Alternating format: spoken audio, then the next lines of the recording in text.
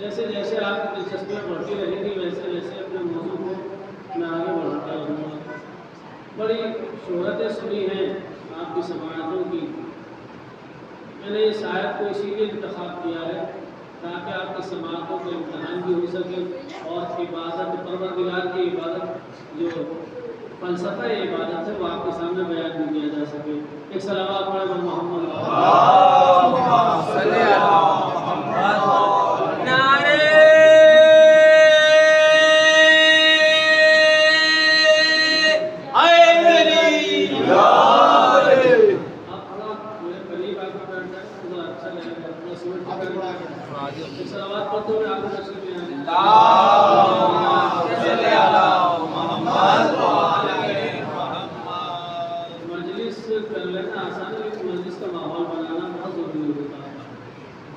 اللہ نے اپنے حبیب سے خطاب کیا، کیا فرمایا؟ وَاعْبُدْ رَبَّكَ حَتَّى يَأْتِيَكَ الْيَقِينُ۔ علماء یہاں تشریف فرمائے، میں ان سے امید رکھوں گا کہ میری تشریف فرمائیں گے۔ وَاعْبُدْ رَبَّكَ حَتَّى يَأْتِيَكَ الْيَقِينُ، میرے حبیب اپنے رب کی عبادت کیے جائیے یہاں تک کہ روح قفس روحی سے پرواز کر جائے۔ یہ مختصر سی آیت ہے، اس کا ترجمہ ہے۔ اب جیسے ہی ذاکر کے زبان پر لفظ عبادت جاری ہوتا ہے، یہ فطری شے ہے کہ سامعین کے ذہن و دل میں ایک بات گردش کرنے لگتی ہے، ایک بات چلنے لگتی ہے کہ مولانا یا تو نماز کو بیان کریں گے، یا روزہ بیان کریں گے، یا حج کے ارکان بتائیں گے، یا اس کا نصاب بتائیں گے، یا حج کے نصاب بتائیں گے، نماز بیان ہوگی، یا رکوع بیان ہوگا، یا سجدہ بیان ہوگا۔ یہی تو بات ہے۔ لفظ عبادت اگر ذاکر کی زبان پر آئے تو یہ بات ذہن و دل میں گردش کرتی ہے۔ میں اس سچویشن کو مزید تبدیل کرنے کی کوشش کر رہا ہوں۔ دیکھیے، فقط نماز پڑھ لینے کا نام عبادت نہیں ہے، فقط روزہ رکھ لینے کا نام عبادت نہیں ہے، یا فقط حج پہ چلے جانے کا نام عبادت نہیں ہے، یا فقط زکوٰۃ ادا کر دینے کا نام عبادت نہیں ہے۔ نوجوان بچے میرے چہرے کو دیکھ رہے ہیں، ہم تو بچپن سے یہی سنتے چلے آئے ہیں کہ نماز پڑھو تو عبادت ہے، روزہ رکھو تو عبادت ہے، حج پہ چلے جاؤ تو عبادت ہے۔ یہ کون سا فلسفہ بیان کر رہے ہیں مولانا کہ فقط نماز پڑھ لینا عبادت نہیں ہے، فقط روزہ رکھ لینا عبادت نہیں ہے؟ آخر وجہ کیا ہے کہ فقط نماز پڑھ لینا عبادت کیسے نہیں ہے، یا فقط روزہ رکھ لینا عبادت کیسے نہیں ہے؟ عزیزو توجہ کیجیے گا۔ اگر دیکھیں، اچھا وہ چیز ہے کیا جو عبادت ہے؟ اگر فقط نماز پڑھ لینا عبادت نہیں ہے، اگر روزہ رکھ لینا فقط عبادت نہیں ہے، تو وہ چیز ہے کیا کہ جس کو عبادت کہہ سکے؟ عزیزو، ہر وہ کام کہ جو اللہ کی مرضی کے لیے کیا جائے وہ عبادت ہے۔ صلوات علی محمد۔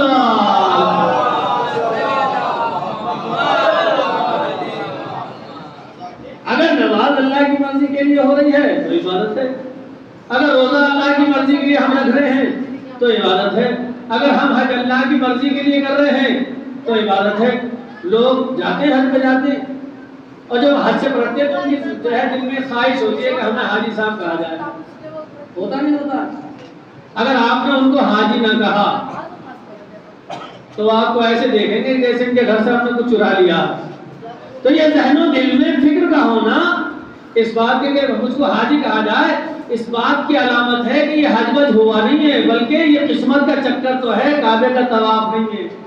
صلوات علی محمد۔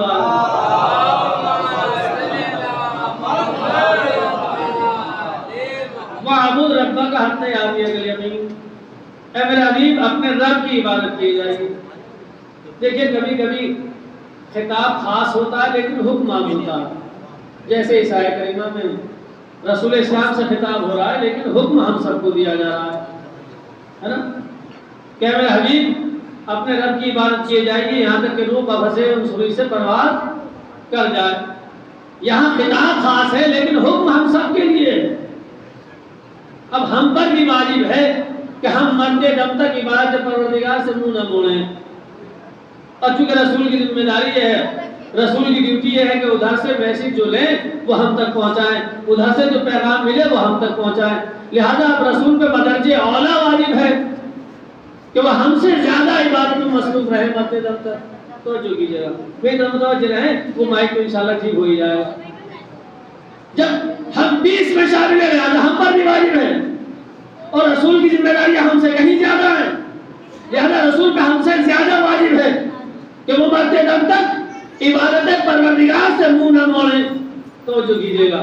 لیکن اب سوال یہ پیدا ہوتا ہے، اللہ نے ہم پہ فرض قرار دیا ہے، اللہ نے ہم پہ واجب قرار دیا ہے کہ ہم مرتے دم تک عبادت پروردگار سے منہ نہ موڑیں، اور چونکہ رسول کی ذمہ داری ہم سے زیادہ ہے لہذا رسول پہ بھی واجب ہے کہ وہ مرتے دم تک عبادت پروردگار سے منہ نہ موڑیں۔ مگر سوال یہ پیدا ہوتا ہے کہ وہ مرتے دم کی جو کیفیت ہوتی ہے، بھائی میرا آپ سے سوال ہے، وہ مرتے دم کی جو کیفیت ہوتی ہے، انسان اس میں اس کنڈیشن میں ہوتا ہے کہ انسان نماز پڑھ سکے، انسان روزہ رکھ سکے، یا انسان حج پہ جا سکے، یا انسان رکوع کر سکے، یا انسان سجدہ کر سکے؟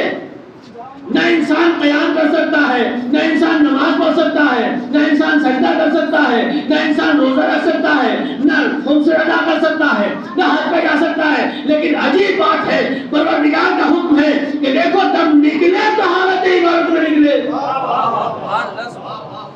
اور چونکہ رسول کی ذمہ داری ہم سے زیادہ ہے لہذا رسول پہ ہم سے زیادہ واجب کہ وہ مرتے دم تک عبادت پروردگار سے منہ نہ بولے. اب کیسے حل کیا جائے؟ کتنی بڑی پرابلم ہو گئی ہے نا کہ مرتے دم تک ہمیں عبادت پروردگار میں مصروف رہنا ہے. انسان کشمکش موت و حیات میں مبتلا ہے. جو سانس باہر آتی ہے اب اس کا یقین نہیں کہ وہ اندر آ جائے. جو سانس اندر چلی گئی اب اس کا یقین نہیں کہ وہ باہر آ جائے. یا انسان اپنے ناک کی بیٹھی ہوئی مکھی کو تو ہٹا نہیں سکتا. ایسے حالت میں حکم پروردگار ہو رہا ہے. خبردار جب نکلے تو حالت عبادت میں نکلے. حالت عبادت میں نکلے. میں توجہ نہیں کی آپ نے. جب نکلے تو حالت عبادت میں نکلے. میں کہوں گا پروردگار تو نے یہ کیا حکم دے دیا؟ اب انسان اتنا مجبور ہو گیا. ابھی جو مجھ سے زیادہ جانتے ہیں, جو کسی کی حالت احتضار کا مشاہدہ رکھتے ہیں, مجھ سے زیادہ جانتے ہیں کہ اس وقت سچویشن کیا ہوتی ہے, حالت کیا ہوتی ہے. کوئی بیچارہ سورہ رحمان پڑھ رہا ہے, کوئی سورہ یاسین پڑھ رہا ہے, کسی نے مکھیاں اڑا دی تو مکھیاں اڑ گئی. ہاتھ ہے لیکن ہاتھوں میں حرکت نہیں ہے, توجہ کیجیے گا. پیر ہے لیکن پیروں میں حرکت نہیں ہے. آنکھیں ہیں لیکن ٹھیک سے دیکھ نہیں سکتی. زبان ہے لیکن ٹھیک سے بول نہیں سکتی. کان ہے لیکن ٹھیک سے سن نہیں سکتے. پورا کنبہ, پورا خاندان موجود ہے. بھتیجے موجود ہیں, بھانجے موجود ہیں, بھائی موجود ہیں, بہنیں موجود ہیں, سب پکار رہے ہیں لیکن کوئی آواز نہیں. عجب یہ ہو کیا گیا ہے؟ زندگی میں تو ایک آواز پر اپنے کہہ دیا کرتے تھے. اللہ اکبر. بے قرآن نے کیا کمال کی آیت رکھی ہے. واللہ خلقکم ثم یتوفاکم ومنکم من یرد الی ارذل العمر لکی لا یعلم بعد علم شیئا. توجہ سنیے گا. اللہ نے تمہیں خلق کیا, میں نتیجہ دوں گا انشاءاللہ. اللہ نے تمہیں پیدا کیا اور پھر تمہیں اللہ موت دے گا. ومنکم من یرد الی ارذل العمر, اور تم میں سے بہت سو کو پلٹا دے گا عمر کے ذلیل ترین حصے کی طرف. عمر کے ذلیل ترین حصے کی طرف. اچھا یہ کون سا حصہ ہے عمر کا ذلیل ترین حصہ؟ سب نے تفسیر میں لکھا کہ اللہ پلٹا دے گا عمر کے بڑھاپے کی طرف. تو بڑھاپے کو اللہ نے عمر کا ذلیل ترین حصہ لکھا ہے نا, عمر کا ذلیل ترین حصہ. اچھا ایک کمال کا لفظ رکھا پروردگار نے, پلٹا دے گا. ہم نے تو دیکھا انسان اس دنیا میں آیا, بچپن آیا, بچپنے سے لڑکپن میں آیا, لڑکپن سے جوانی میں آیا, جوانی سے بڑھاپے میں آیا. یہ تو ہو رہا نہیں ہو رہا ہے. لیکن اللہ نے یہ نہیں کہا کہ لے جائے گا. توجہ کریں بھئی, اللہ کو کہنا یہ چاہیے تھا کہ اللہ لے جاتا ہے. مجھے ان الفاظ میں معاف کیجیے گا, اقامت تفہیم کی منزل میں ہوں, میں اللہ کو مشورہ نہیں دے رہا ہوں. اللہ لے جاتا ہے لیکن یہ نہیں کہا لے جاتا ہے, پلٹا دے گا. اور ذرا کہ آپ نے یہ بڑا مشہور بندہ میرے سامنے بیٹھا ہوا, پڑھے لکھے افراد موجود ہیں. میں آپ سے سوال کرتا ہوں, آپ مجھے بتائیے آپ مجلس میں آئے ہیں یا پلٹ کر آئے ہیں؟ بھائی سوال کا جواب کیا ہوگا؟ ہم مجلس میں آئے ہیں, پلٹ کر ہمیں گھر جانا ہے. بھئی جواب یہ ہوگا. اس کا مطلب یہ ہے کہ جیسی کیفیت پہلے تھی ویسی کیفیت بعد میں ہو جائے گی. اللہ نے کہا پلٹا دے گا, یعنی اس کا مطلب یہ کہ جیسی کیفیت پہلے ویسی کیفیت بعد میں. اب آپ تجزیہ کیجئے, انسان اس دنیا میں آیا, بچپنا ہے, ابھی 2 دن ہوئے پیدا ہوئے میں, ہاتھ ہے یا نہیں ہے؟ ہاتھ ہے, آنکھیں ہیں, زبان ہے, کان ہے, پیر ہے, لیکن ہاتھوں میں حرکت نہیں. کسی چیز کو مضبوطی سے تھام نہیں سکتا. اللہ اکبر. پیر ہے لیکن پیروں میں حرکت نہیں, کان ہے لیکن ٹھیک سے سن نہیں سکتا, آنکھیں ہیں لیکن دیکھ کے دیکھ نہیں رہی ہے, زبان ہے لیکن بول نہیں سکتا. میں میرا نتیجہ دے رہا ہوں, آپ نتیجے کو جس طریقے سے چاہیں سنیں. اللہ نے کہا پلٹا دے گا. اب بچپنا, لڑکپن, جوانی, پھر بڑھاپا. اللہ لے گیا بڑھاپے کی طرف. اب ذرا بڑھاپے کا تجزیہ کیجیے.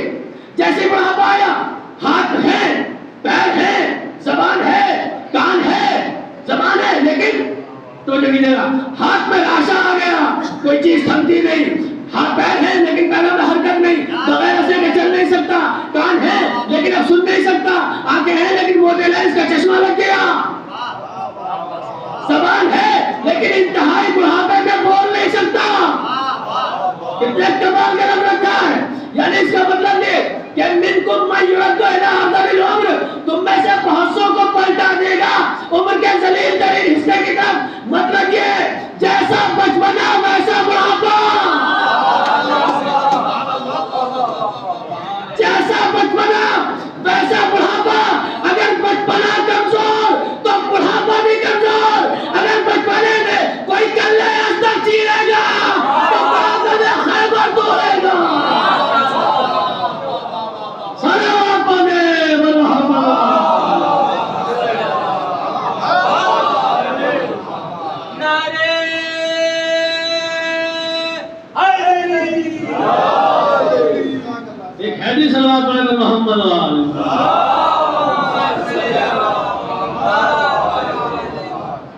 اللہ نے کہا کہ معبود ربک حتی یاتیک الیقین، اپنے رب کی عبادت کیے جا یہاں تک کہ روح قفص نوری سے پرواز کر جائے.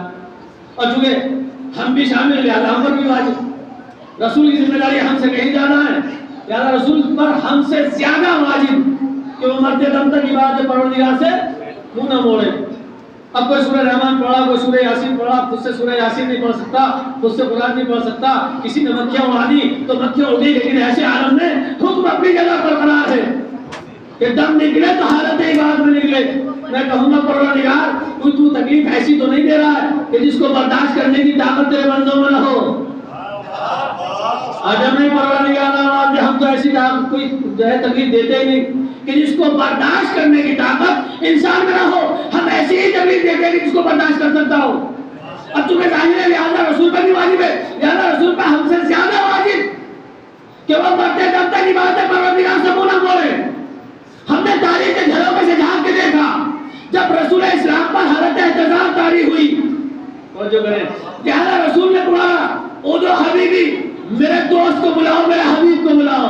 اور جو کریں گے انشاءاللہ بات کو سب سمجھیں گے. صلوات کا سہارا لے جا حضرات.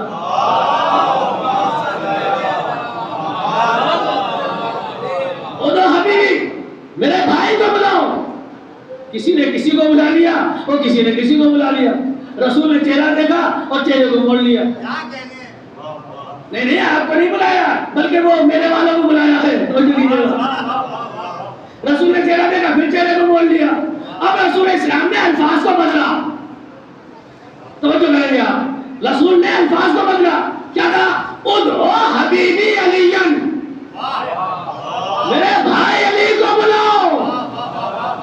اب جیسے علی کو بلایا گیا رسول اسلام نے علی کے چہرے کو دیکھا، رسول اسلام مسکرائے، آواز دی اذنو منی، اذنو منی، آؤ میرے قریب آ جاؤ، میرے قریب آ جاؤ.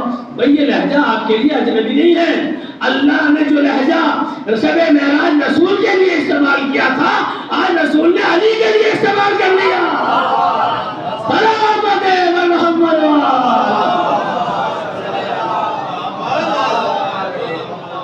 ادھر بھی علی میرے قریب آ جاؤ اور قریب آ جاؤ. علی قریب آئے توجہ سنیے گا انشاءاللہ محسوس ہوگے. علی قریب آ گئے، دستک دو یا رسول اللہ کیا حکم ہے؟ کہا کہ علی میرے سرحانے بیٹھ جاؤ. اب علی سرحانے بیٹھ گئے. کہا کہ رسول اللہ آپ کیا حکم ہے؟ کہا کہ میرے سر کو اپنی آغوش میں لے لو. اللہ اکبر. میرے سر کو اپنی آغوش میں لے لو. علی نے نبی کے سر کو اپنی آغوش میں لے لیا. مجھے بتائیے نبی کا سر کہاں ہے؟ علی کی آغوش میں. علی کا چہرہ کہاں ہے؟ نبی کے سامنے. وہ نتیجہ تو دے دیا میں نے. نبی کا سر علی کی آغوش میں، علی کا چہرہ نبی کے سامنے. رسول اسلام نے پہلے اشارہ فرما دیا تھا النظر علی وجہ علی بن ابی طالب عبادت. علی کے چہرے کی طرف دیکھنا عبادت ہے. دم نکلتا رہا عبادت ہوتی رہی. صلوات محمد.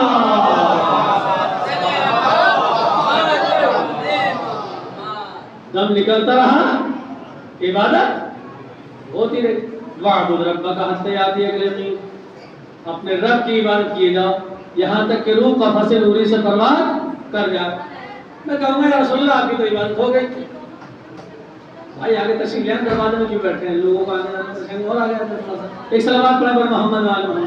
یہ جگہ خالی ہے.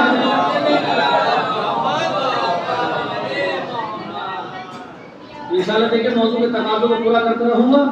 علماء اکرام جانتے ہیں کہ موضوع کو کا انتخاب کر لینا آسان ہوتا ہے، موضوع پہ باقی رہنا بہت مشکل ہے. آپ